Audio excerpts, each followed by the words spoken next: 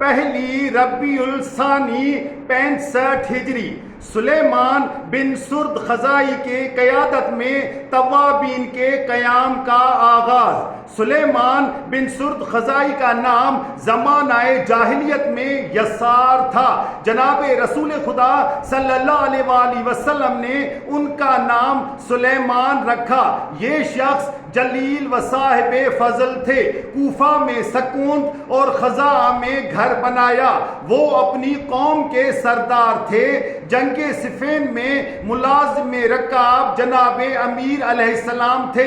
انہی کے ہاتھ سے خوشب ذی ظلیم مارا گیا تھا، اور یہ وہ بزرگ ہیں کہ معاویہ کی موت کے بعد کوفہ کے شیعہ انہی کے گھر میں جمع ہوئے تھے، اور مولا امام حسین علیہ السلام کی خدمت میں خط لکھا اور مولا امام حسین علیہ السلام کو کوفہ آنے کی دعوت دی، لیکن سید الشہداء کے ہم رکاب نہیں ہو سکے، اور مولا امام حسین علیہ السلام کی خدمت میں پہنچ کر شہادت سے محروم رہے۔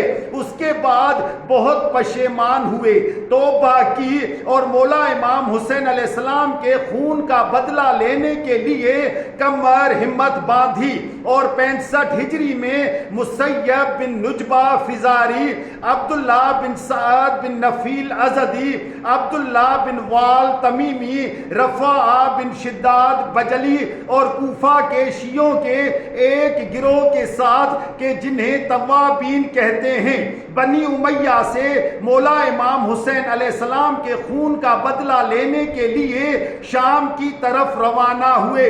عین وردہ میں جو جزیرہ کے شہروں میں سے ایک ہے، لشکر شام سے ٹکراؤ ہوا۔ شامیوں کے لشکر کی تعداد 3000 تھی، جو کہ ابن زیاد ملعون، حسین بن نمیر ملعون اور شراحیل بن ذیلکلہ حمیری کی سرکردگی میں شیعوں کے ساتھ جنگ کرنے کے لیے شام سے آیا تھا۔ پس ان کے درمیان گھمسان کی جنگ ہوئی، اور سلیمان حسین بن نمیر کے تیر سے شہید ہوئے۔ ان کے بعد مسیب مارے گئے۔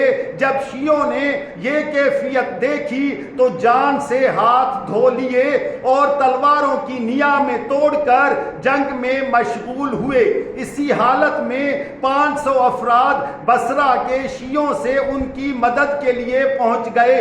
انہوں نے استقامت سے کام لیا، پے در پے جنگ کرنے لگے اور کہتے تھے، خدایا ہماری کوتاہی کو معاف فرما، ہم توبہ کرتے ہیں۔